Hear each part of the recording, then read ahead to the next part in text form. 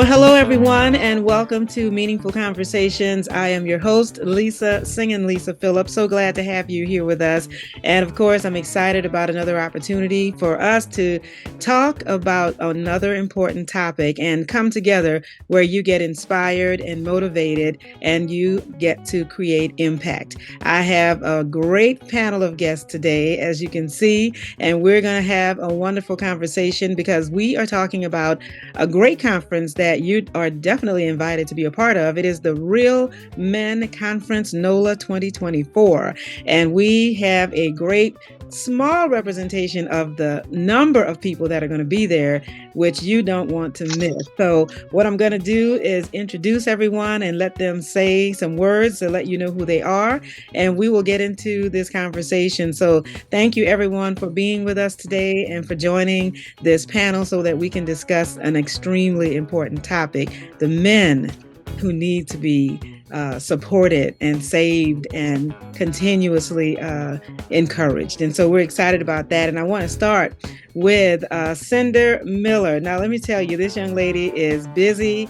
She's got a lot of great things going on. And I think we can say thank you to you, Cinder, for creating this platform, this conference. So tell us who you are, a little bit about yourself, and we'll get forward with conversation. Okay. Thank you so much, Lisa. And thank you to the panel. The panel is absolutely awesome. I'm waiting with bated breath on hearing what they have to say this morning. But basically, I'm Cinder Miller, Cinder Coleman Miller, and I am the project manager for this particular event. I'm a co-visionary along with Dr. Truth, Dr. Dana Andrus, and I'm just the workhorse. I'm the one that's behind the scenes, putting the pieces together. But it's all about the men. I just want to step back to hear what they have to say.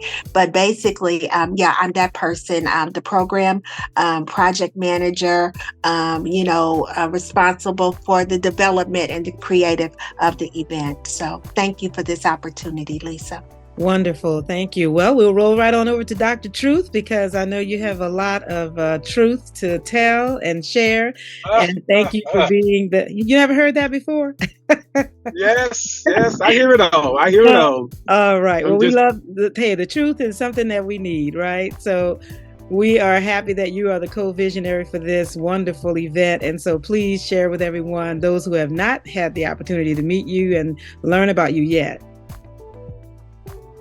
What's interesting is that you mentioned the word truth. That's what everybody called me, Dr. Truth. And truth is an acronym, believe it or not, for the right understanding toward health, happiness, and healing.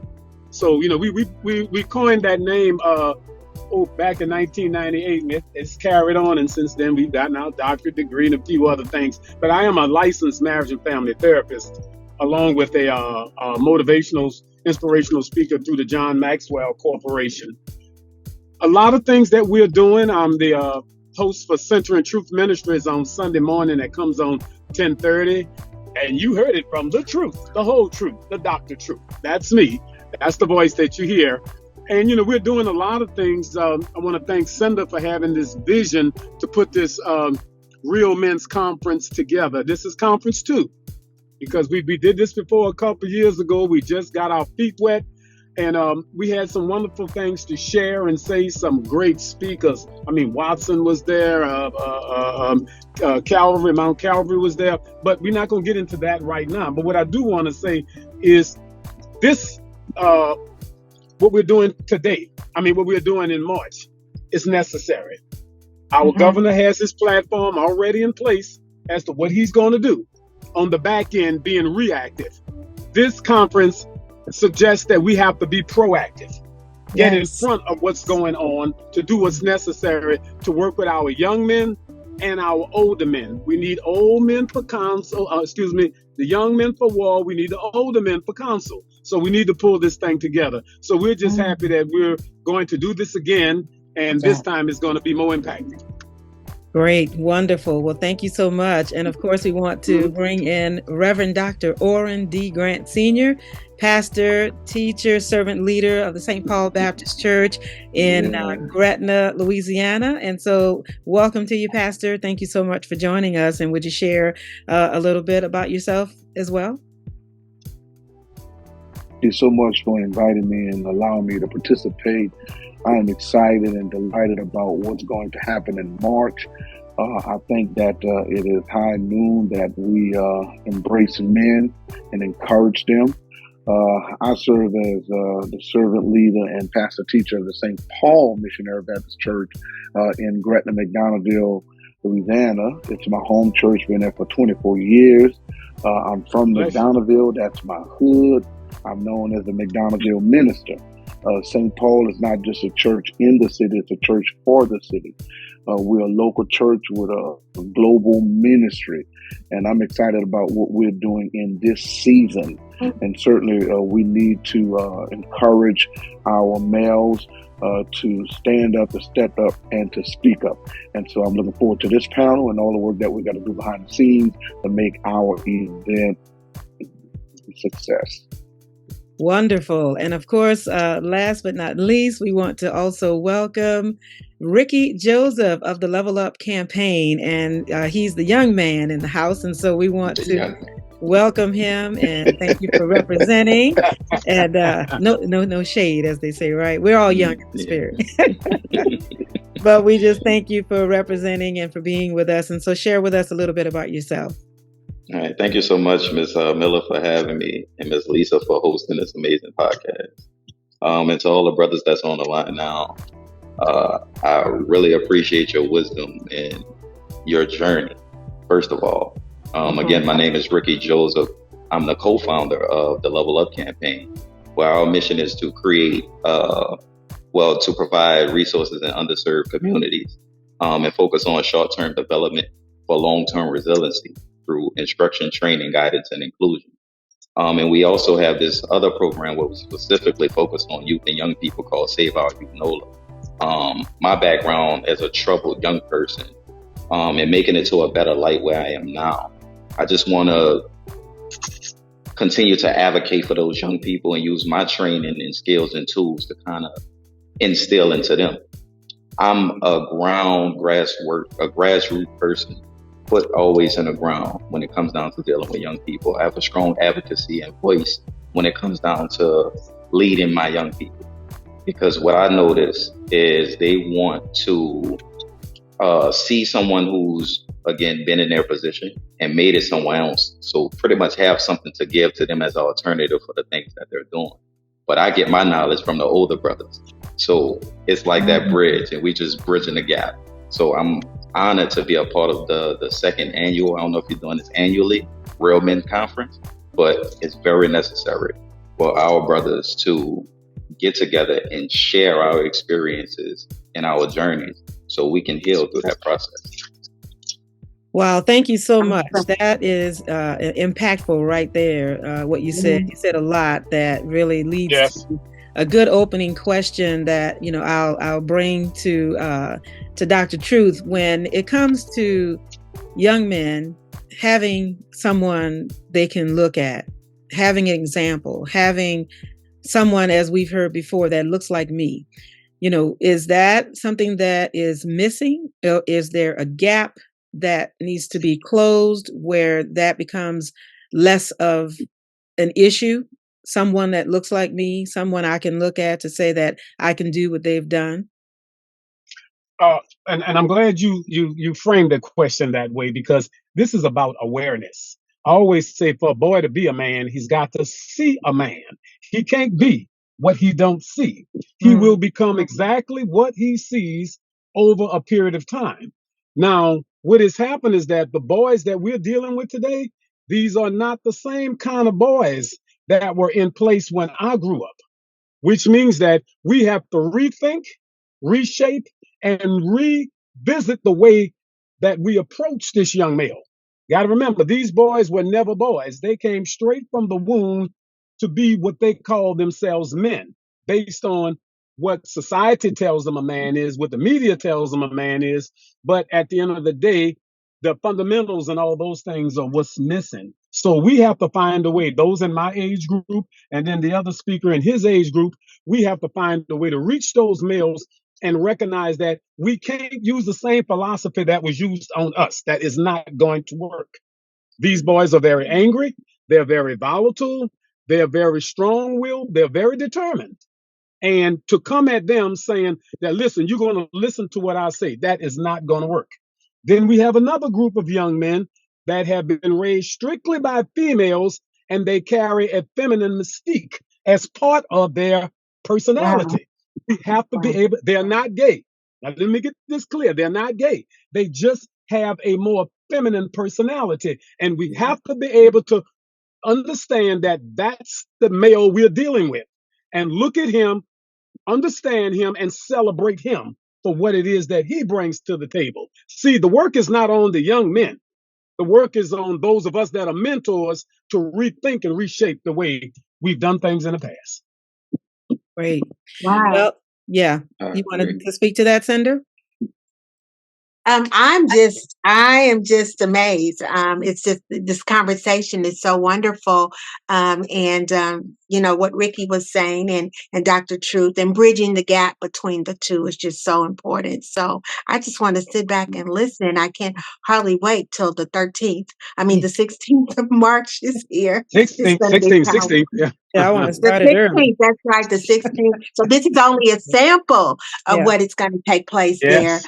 Yes, on the 16th. Awesome. Yeah, Yes. you said something very powerful, Dr. Truth, speaking about rethinking the way that things are done, because it's always Yes. been the discipline where you listen to what I say, do as I say, not as I do.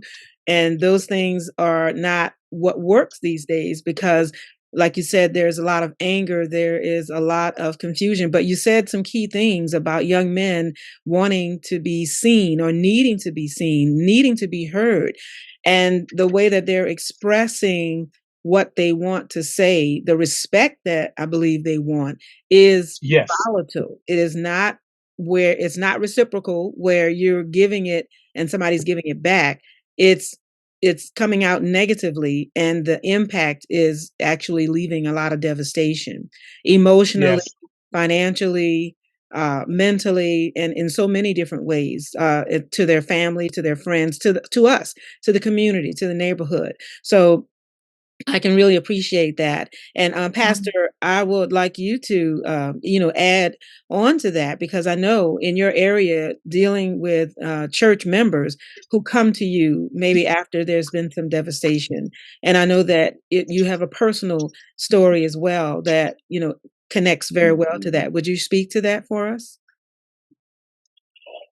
You know, there's been a paradigm shift in our country and in our ecumenical, ecclesiastical, and evangelical communities, and we have to recognize it. And as faith leaders, we have to become relevant. And you can see it even in the NFL with the new breed of players and the new.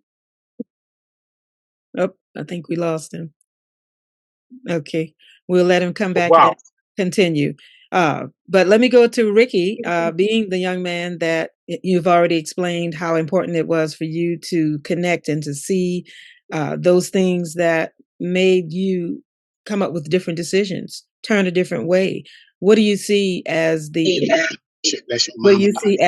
impact or that connection about what you've heard already with how you are seen? Just to continue to have the wisdom around.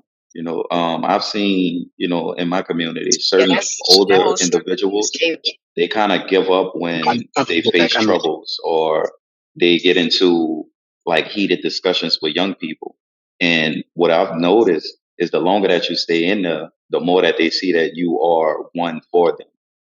I've seen um, uh, when that does happen, how the young person feels, right? It's like they feel like, okay, this is the discipline that I've been missing. Because now we all know that the system is put into place to keep a single family in a household. The system is that way to kind of act like it's empowering a mother to take the power away from the father. But these young people are running to anything that they feel like is there for them. I don't care if it's any type of discipline. That's what they need. That's what they're seeking for from what I've experienced. So my role Very is good. to continue to be empowered by the older individuals, my elders, my seniors, So I can use that knowledge and wisdom to articulate it to them, because that's what's missing. It's missing that bridge. Sometimes they look at older individuals, oh, is their tolerance is different nowadays. Just like Dr. Troop was just saying, you have to reimagine, reshape, and reform the way you approach these situations now. And I'm just here to be a vessel. I'm here to be used on both ends, from the older end, from the younger end, just to come up with the right solution to make it feasible for everyone. Right. Thank you so much. Very All right. good. Yes, That's right. excellent. All right, That. I Pastor, like we have that. you back. Oh, go ahead, Yeah, Sin. one of the things I wanted to say, alluding to what Ricky said, was talking about, is that our goal for this event is to combat hopelessness. A lot of this comes from hopelessness. And so we want to provide the tools at this event to start the conversation and to give direction, for us to start moving into the right direction. This isn't the beginning. This is not a one-stop situation. We want this to be an evidence-based event that will provide the community, the young men and the old, with the You know that tools to move forward to their own organizations to help combat the hopelessness that we see every day. That is definitely necessary. And I think that's going to be key so that people are coming away not feeling hopeless, not feeling as if they've heard this, conversation before. They've heard these words.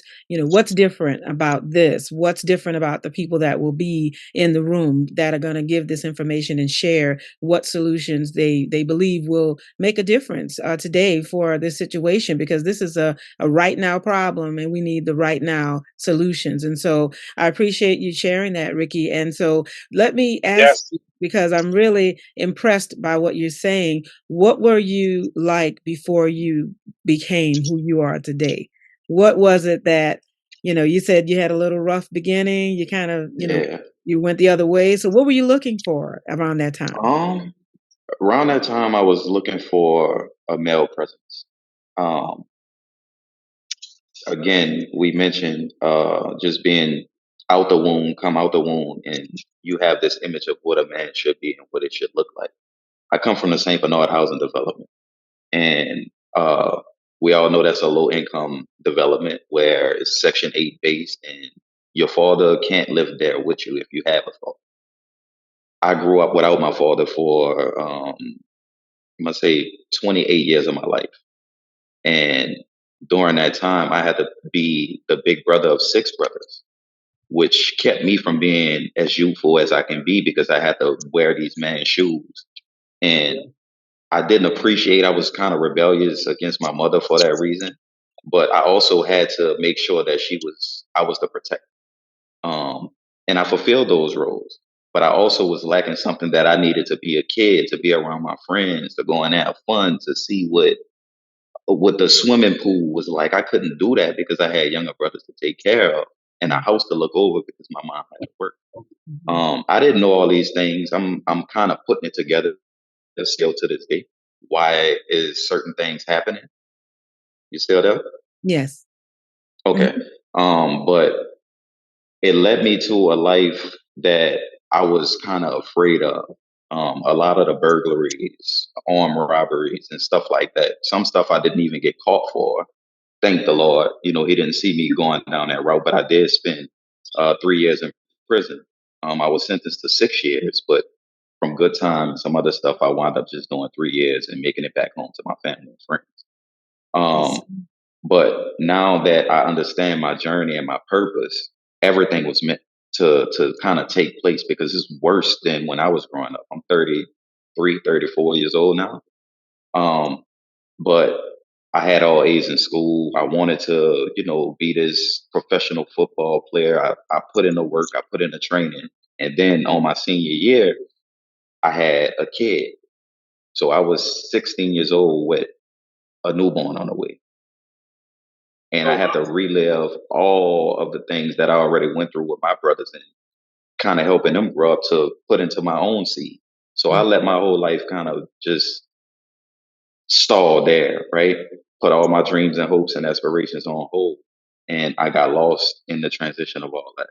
I went to a life of crime and I understood that that wasn't the life that I really, really wanted. So during those 3 years in prison, it kind of helped me reimagine what I wanted my future to look like. And I came home and I fulfilled everything I said I was going to do during that time. Started me a nonprofit organization. I started to invest more time into my kid. Now I'm on my fourth kid, and everything is kind of beautiful. I see that sometimes you have to go through certain troubles to get to a smoother pavement. And now what I want to do is just use that experience once again that I had to go through to show these young people that you're not the only one that kind of had to endure through certain things, but it's very much easier if you have the right people in your corner. And I want to be one of those right people by keeping the right people in my corner to invest in me. So I'm open to, just continuing to grow. That's what it's all about. It's about growth. Yeah, I love it. Very good. That's Very good, son. amazing. Very good. Very Wow. good. Yeah, I love it. Okay, Pastor, we got you back. So I want to let Yeah, you jump thank in. you. Yes, sir. Yeah, I was saying at first that we have a paradigm shift going on. And so you're seeing how, executives and managers and supervisors and coaches are relating to those who serve alongside of them and under them in a different way. And, I think that today's NFL, just by way of example, the coach and the player, you can't, coach them like you coached a generation ago, 20, 30 years ago, because you have different players. And so just like he just told a story, you got to first of all know that these young men, they have a story. And so it goes back to the old adage, people don't care how much you know until they know how much you care. And so you need to listen to them. You need to listen to them, listen to their story. And they're going to tell you where they've been, where they are. And then you as a mentor who comes alongside of them have to get them to where they need to be. And as the young man said, all of us have had, different hurdles and hiccups and all of that type of stuff. And one of my favorite sayings is God did not promise us smooth sailing, but he did promise us a safe landing. Mm-hmm. And so we all can agree that, male leadership is missing and lacking. And, for the most part in our communities, we don't see, positive males. And so, that's a missing component of our lives. And so, like Kim and myself, all of us have a story. We have to, survive and navigate through those difficult waters, and then come to a place where we have some type of deliverance, and then God just uses us, and then we'll go back and help people who are going through what we went through. And so, I really think that the male needs to rise up and resume his rightful place, and that's at home, that's on the job, and that's in the church. And we have to be relevant. These kids are different, and so one of my ministries I have, I'm the founding voice of Real Ministry of Gretna. A real meaning relevant, essential, and life changing. And so, we have to be relevant. And that's the type of leadership we need and type of mentoring programs we need. Wow. Very good. Awesome. Yeah, that's awesome. I'm hearing a lot of solutions already, even from everything you all have shared. And I'm thinking of a phrase that I guess we learned growing up, pull yourself up by your bootstraps. Dr. Andrews, you would know about that as well. Yeah. But, I'm wondering, are the young men not able to see how to do that? Or I know that we have a lot of programs, we have resources.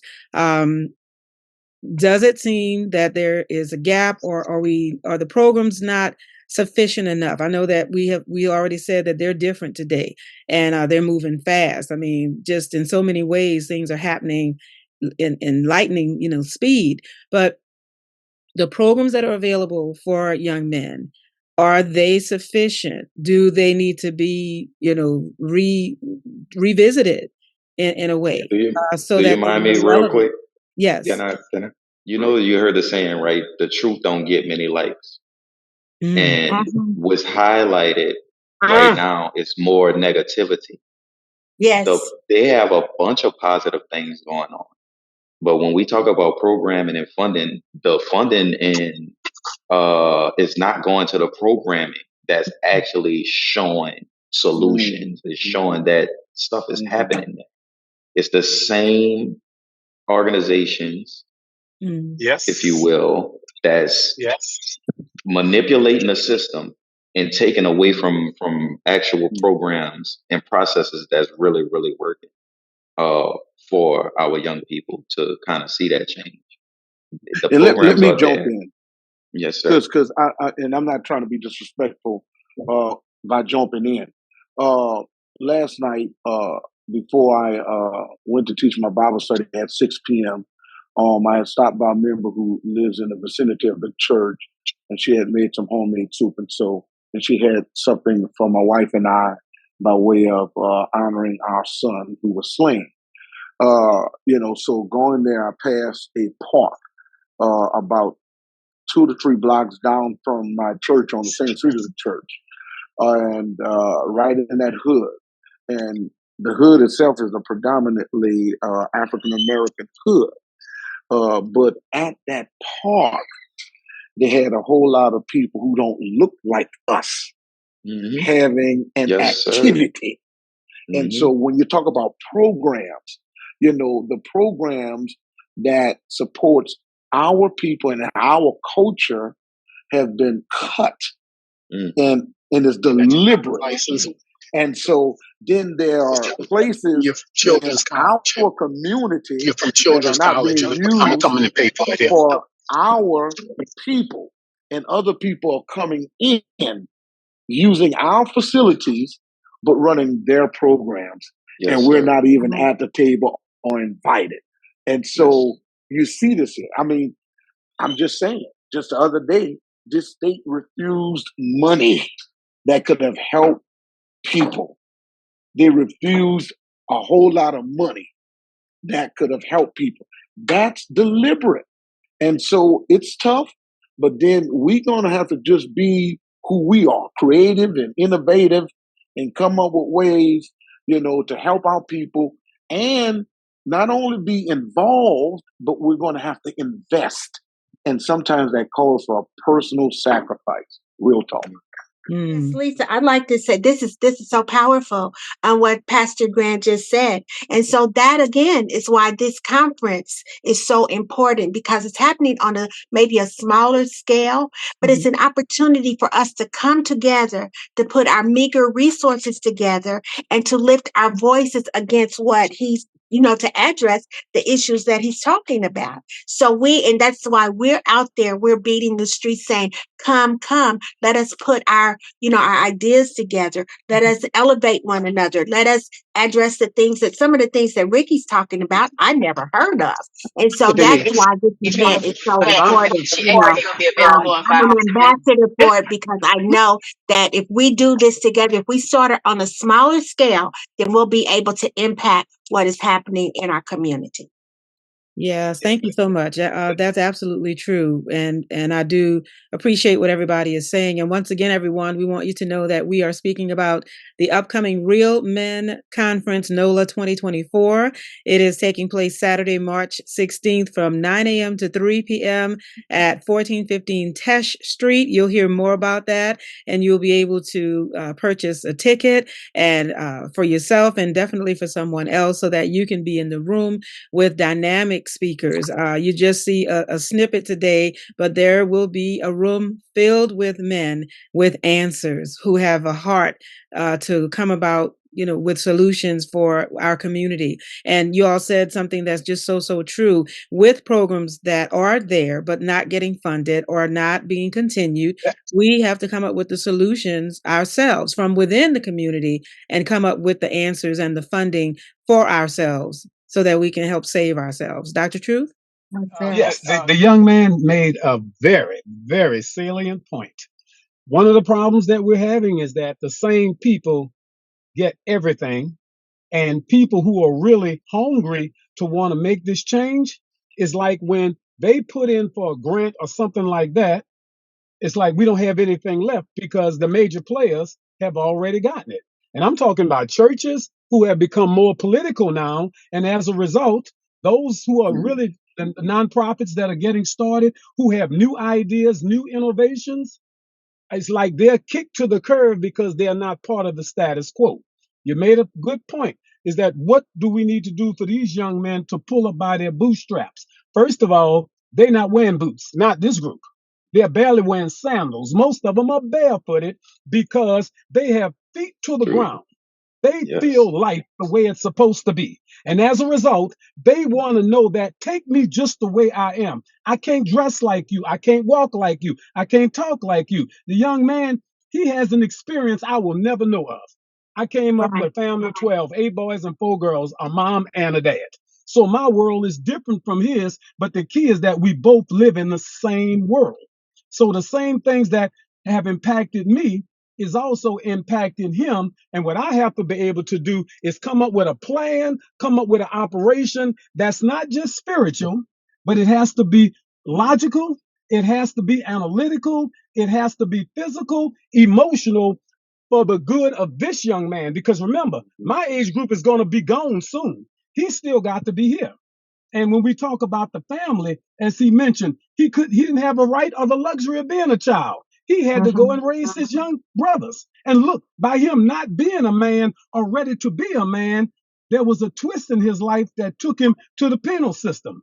But the thing about it, the same God that watched over me and during my time watched over him and got him back on track. So we got to celebrate the fact that he's back on track. That's number one. And Right. start from there and ask him, young man, what do you need me to do for you? I can't sell him the dream that was given to me. It don't work for that group. And I know I'm getting very emotional about this because we keep trying to take our boys and put them in the world that we came in. That's the world of the past. If you keep living in the past, you're living in a time that no longer exists. And if that's where you live, then you're irrelevant and you don't exist neither. Our children, our boys especially, they want to be men, and we have to find ways not to teach them how to be men because that's going to come natural once we suspend who we are in terms of our own issues and start dealing with them where they are. And that's what the conference is all about. As Cinder said, we want to bring new ideas, new innovations, new creativities. We want to walk away, whereas our boys can feel good about home again, feel good about their female counterparts again, feel good about all the institutions again, and know that they have a right, just like everybody else, to be here, live here, and enjoy themselves to the fullest. Awesome. Man. Yeah. So Yes, sir. true. And I love what everybody is saying. And it's so true that we want everyone listening to please be sure and tell someone that this is a place where hope can be found, where answers can be found, where you can find strength in numbers and you can find support for your ideas. And I believe, everyone, that what I hear as well and what I see around in our community is that, young men and older men want to be heard. They want to be seen. People have great ideas. People have thoughts about a situation or a circumstance, and I think that men are made to feel, unimportant and devalued in a way because they're not giving that platform to do the things that need to be done in their community, in their home. They're buried in a way before they can even, come up and break through. Exactly. And so Exactly. I'm curious. Let me ask you this question. I see, like you all do, the news, the reports, the problems, all of that, the unfairness, the unequal treatment. Is the penal system enough to cause someone who has turned and committed a crime? Is that enough to cause someone to change the way they live, to change the way they're thinking? Because, and the reason I ask that is because there's a system within the penal system. The boys already know going there, what's going to happen, who's there, what's the routine, what do I get, what, they know what goes on inside before they get there. They know when they're getting out, all that kind of thing. Is it enough? I don't feel it's enough, you know. And that's why this conference again is taking place. It's about the wisdom that's not being shared. It's a pipeline of information that's not there. That's why I feel like it's not enough. When you go in there, you could get in more trouble. When you behind the cell, you can get in more trouble than you actually was on the street. You can get time added on to your sentence. You can wind up with another murder charge. Anything can happen. And they don't really have the proper programming uh to cater to specific needs because everybody needs and interests are different. They kind of sum you up. Once you're a criminal, this is what we have for you.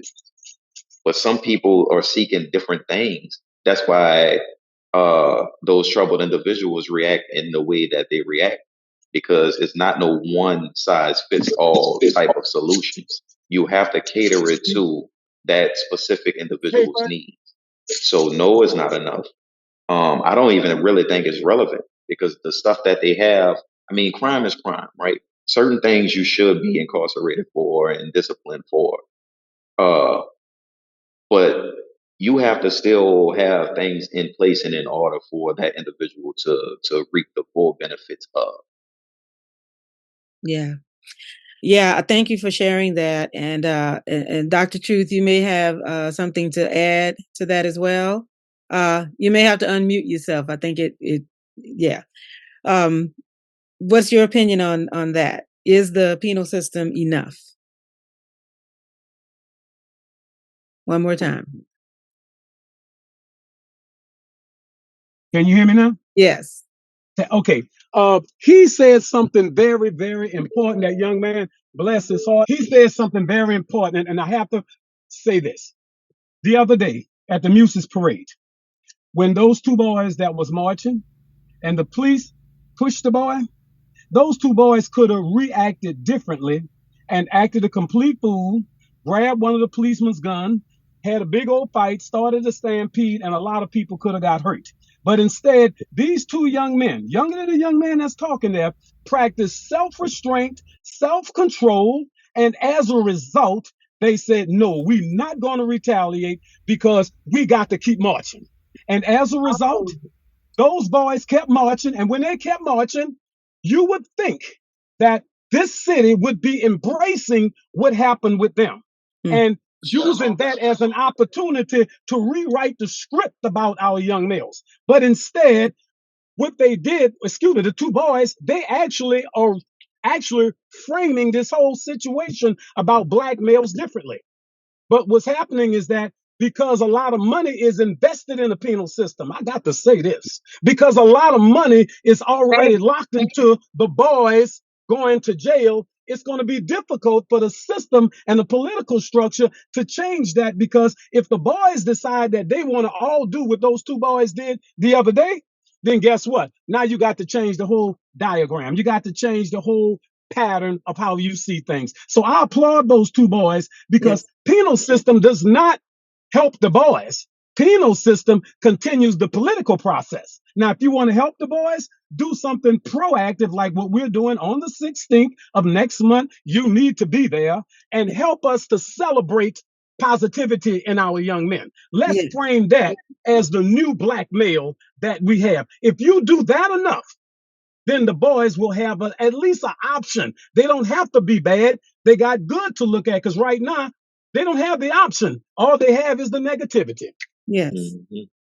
Yeah, you said the word option. That is so true. And I believe that is one of the things that young men and men even feel is missing is having the option.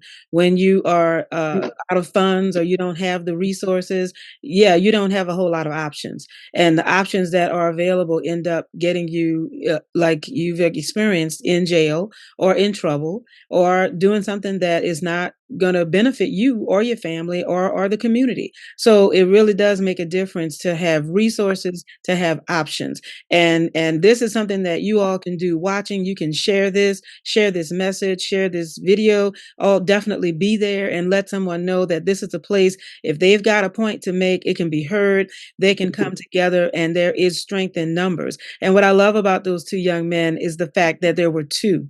The fact that that young man was very upset, rightfully so, but his friend really jumped in a Yeah. quick second. And I applaud the friend as well, because just like Ricky said, sometimes you need to have somebody that you can look to, somebody you can depend on, somebody that is right by your side, who has your back. And right there, that young man jumped in and made a difference in the entire area, like he said, which could have been catastrophic had anything happened. It could have been devastating.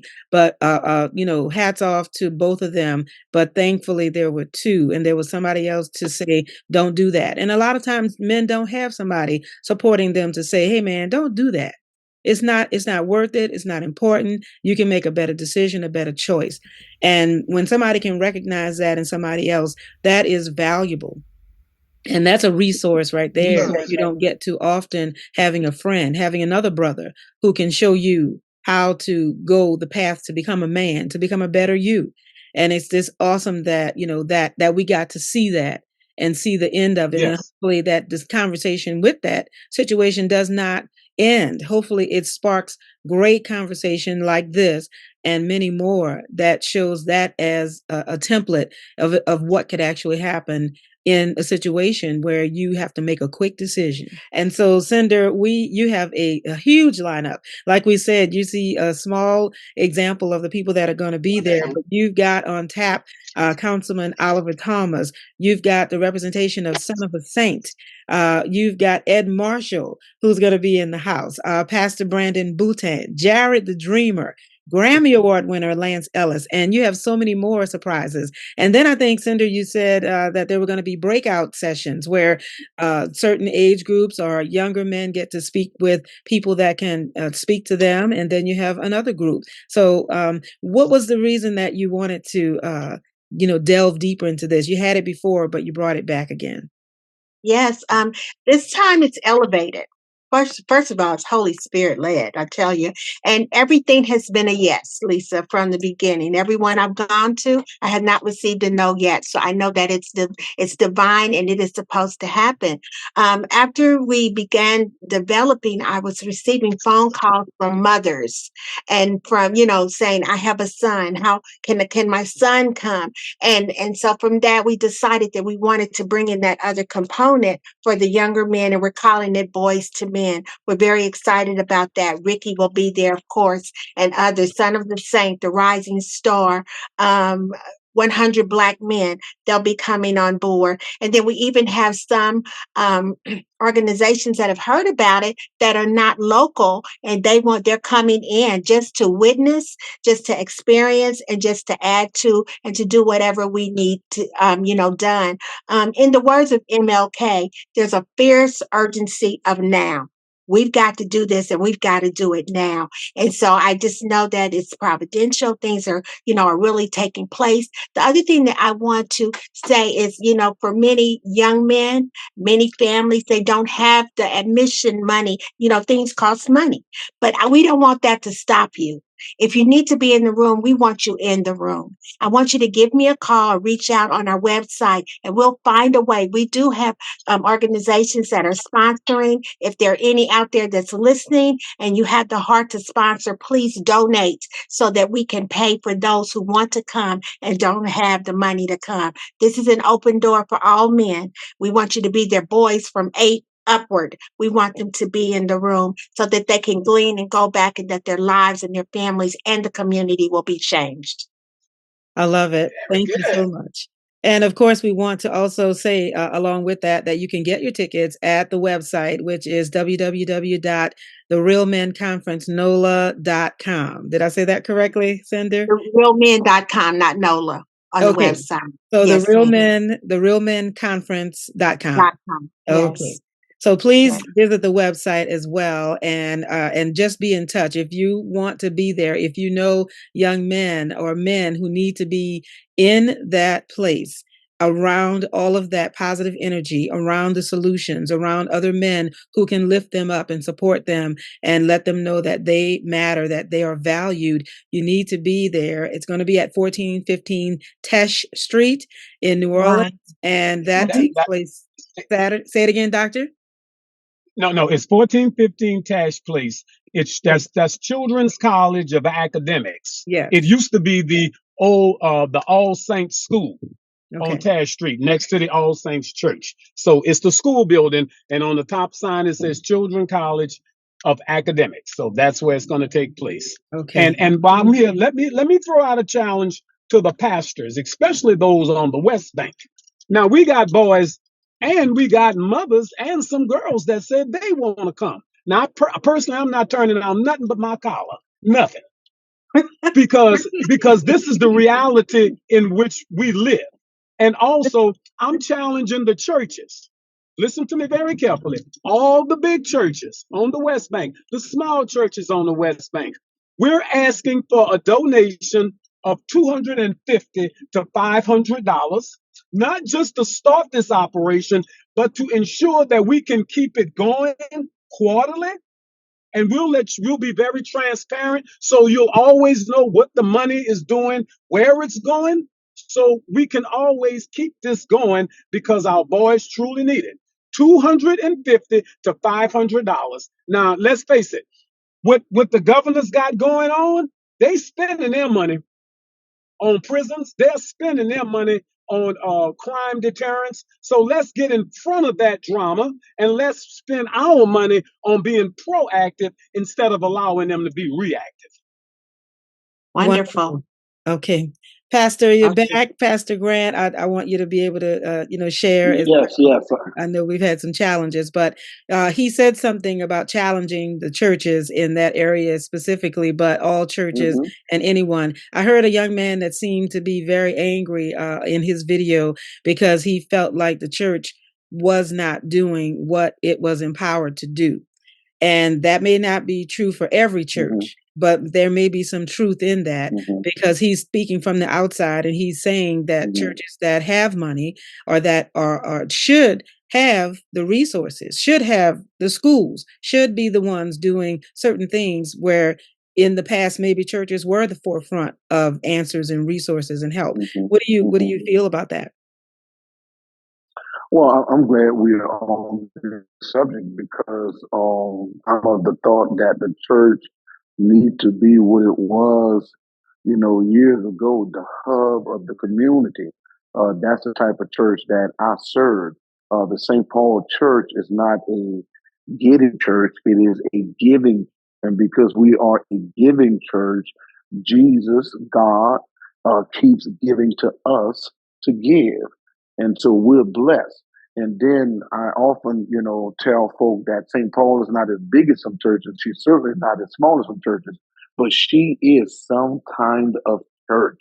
And so the church needs to empower, its members and needs to empower the community. And we definitely have to, reach out to these young men and make a difference in their lives. So this conference, along with all of the other stuff that is going. So, go ahead, Pastor. I'm still here. Okay. You can continue. And, I want to go back to the other pastor the young pastor talked about his experience with the penal system, being incarcerated. And that has become the norm for a lot of our young Black men. And that's orchestrated as well. That is done to, take our rights from us at an early age, and to put us in a system and always have us operating from a deficit. So we have to also, keep them from that type of activity if possible. And if not, when they re-enter society, have to be able to help them. And, look, education is key as well. This past Sunday, my wife and I gifted every family of the church with a copy of an old throwback book by Carter G. Woodson, Carter Godwin Woodson, titled The Miseducation of the Negro. Somebody want to help me here. Great book. Black history. Great book. Great book. It's a great book. Black history is not just relegated to 1 month where we have 20 days and in the leap year 29. We do it 24/7, 365. And look, I was up early this morning, wee hours in the morning. They got most of the states in the United States are contemplating how they want to go about teaching Black history, and what they're contemplating, they want to keep our history from us. They don't want you talking about slavery. They don't want you to know about the struggle. And a lot of the kids, they don't know about the struggle, but we got to know how to bridge the gap between past generations, our ancestors, and the children today. And then we got to educate ourselves, because you hear a lot of people talking about, oh, the millennials, the millennials. Well, let me say this here. The millennials are not really young people. They're older people. The millennials are in their 40s. You know, if you focusing just on the millennials, you're 3 generations behind, because there are 2 generations after the millennials called Generation Z and Generation I think X. Alpha. X and Alpha. Yeah, X and Yeah. Alpha. Excuse me, X and Alpha. And so, you know, you and I have, my church is a church where I have all of those generations. And watch this here. Now, some people have passed my red brick 2-story church and look at it and think, oh man, this is an old traditional church, a ritualistic church. But when you come inside of that church, it's ministry and worship on a whole nother level. And watch this here. You'll find me in G Knights, Alexander McQueen's. You'll find me with, Gene Zone and, Robert Graham's, because I relate to people. And I wear, and look, I come from hand-me-downs, but God has blessed me now to give people a hand up. I have those different type of things, but what I'm saying is, you got to be able to relate. I have a section in my church, and I'll be quiet. In the balcony, the people in the balcony, that section is called the gangster section. That's where all of the people from the hood come. That's right, Cinder. The barbers, the beauticians, the gangsters. That's where I'm coming, they Pastor. come That's to where I'm my coming. church. And man, look, every Sunday. I'm coming to the hood every section. Sunday, look. All right, Zo. And man, I Sandra shout call them you. people out. I love them. When I'm doing an event, guess what? You talking about underwriting? When we do an event, they're giving cases of chicken and ribs, giving them money, everything. So you have to look. Billy Graham said it this way. You cannot win a jet age society with horse and buggy methods. Methods are many, principles are few. Methods always change, but principles never do. We need to employ some different methods, man. Yes, indeed. Wonderful, wonderful. Well, I know that our time looks like it's running away from us, but I could go on because this is excellent. We want to encourage everybody. You can get this and so much more at the conference, the Real Men Conference. It's coming up Saturday, March 16th from 9 a.m. to 3. There will be time for your voice to be heard, for your input to be felt. And you will have a moment where you can say what needs to be said so that you can be a part of this solution and a part of this change. And so as we wrap up, I want to let everyone have, a final final statement. But what's the power point? What is the power word, Dr. Andrus, that you would leave everyone with as we get ready for this conference? What's the PowerPoint? Well, I wear it every day. Truth. Because the only thing, and if you lose money, you lose a lot. If you lose friends, you lose even more. But if you lose hope, you have lost it all. Because that young brother spoke, the one that's on this panel, because he spoke, that means there is hope. Now, I'm 66 years old and I have a 7-year-old, which means I have a vested interest in this new generation because I got to prepare one of them boys to possibly marry my daughter, which means that if he's not a man, I'm going to have to make a man out of him, which means I'm going to have to spend time with him and to go down the journey of manhood with him. So to that young brother, my hat's off to him. Pastor, love you. I'm coming to your thug session, your section. I'm coming over there to your church. That's where I won't be at. Take care, everybody. Bless you. To the hood section. Oh, I love it. All right, Ricky. So what's your PowerPoint? What you're not doing today is harming someone else tomorrow, maybe even yourself. Wow. Love you, brother. I like that. Wow. That's incredible. I love it. Well, Cinder, this is shaping up to be something powerful.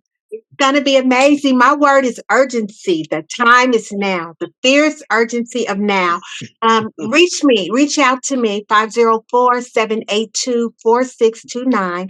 That's 504-782-4629. If you have any questions, if you need your kid to have a scholarship, we're going to take care of them. We want them in the room.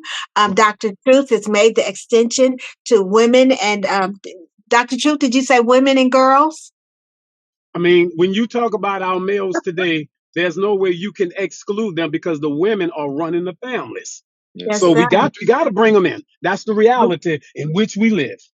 Now, Okay. but we And, do and ask our women, but wait, now we do ask our women to allow us to do the man thing now while we're in there. So if there's some sensitivities that some of our females may have, we're going to ask you politely to just, kind of like get up and, move and whatever. But we now, have to say what we need to say. well, it was Absolutely. James And also, Cindy. allow me to add that your admission includes continental breakfast and lunch. We're going to keep you And there all Awesome. day, so we're going to take good care of you. Lunch will be catered by Chef Jason Lewis, so everything will the be done best of the top best. level, and it will be an experience. Thank you, Lisa. Hey, Wonderful. I hey, think Reverend Cinder. Grant wants to say something. Yeah, Okay. it was James Brown who said it's a man's world, but it wouldn't be without a woman Without a woman or a or a girl. girl. And and guess what? Hey, Dr. Truth and Yes, young sir. pastor, we got a men's group that comes in from Texas, and we do our annual men's conference. And guess what? The women are included, and they want to know Yep. what's going on because they know that everything rises and falls on leadership, and it's not about we're equal but separate. And they know that in order for the black family to be truly successful, the black man got to take his rightful place. Yes. Amen. Very Very true. good. Well, I love this conversation, and I did want to throw one out to Ricky. You've changed. You said you got 4 children. So, how is life for you? How do you see the dynamic of the family now? What role do you see yourself since you're in this position of the family that you have? I see curses being broken. There's Mhm. generational curses definitely being broken. Um, Again, that information, that love, that protection, that peace is all being equally divided, amongst my wife and my kids. I said 4 because I have one on the way. So I also have an alpha. Congratulations. Yeah, thank you so much. Yeah, I have an alpha on the way. But my other 2 kids are, other 3 kids. One is 17. Um, I have a 12-year-old and a 9-year-old. And I just make sure again that love is there, that they understand what a 2-parent household looks like. And just to be transparent all the way through the line. That's Mhm. that's that's pretty much what it's about. And I've seen that healed them so much to know that there's an open door where they can either come talk to their mother or they can talk to their father, all either the same day or you pick your times, but that's available to you. Wonderful. All right. Well, I'm excited. Again, we're going to have all this information in the show notes, and we'll have it available for everyone to share and to be able to let somebody else know that this is the place they need to be. And that, again, is the Real Men Conference NOLA 2024, Saturday, March 16th, 9 a.m. to 3 p.m. at 1415 Tesh Street, New Orleans. The theme is the fierce urgency of now. Ouch, yes. And now is the time to take action. So we definitely want everybody to be in the place and come for a life-changing experience. And I do believe that will happen on that day. So again, thank you to everyone. And again, this is Singinlisa with meaningful conversations, which we've definitely had today. And don't forget, to the world, you might be one person, but to one person, you are the world. And we want everybody to know that they're valued and important. And so until next time, you guys stay blessed, and we'll have another conversation. Real Men Conference NOLA 2024 is coming Saturday, March 16th, 9 a.m. to 3 p.m., 1415 Tesh Street, New Orleans, Louisiana. The theme is the fierce urgency of now. Get in the room with dynamic speakers as they share wisdom on leadership, relationships, growth, and more. At the Real Men Conference NOLA 2024. Tickets on sale now at www.therealmenconference.com. Sponsorships available at www.therealmenconference.com. March 16th, 9 a.m. to 3 p.m. The time for change is now.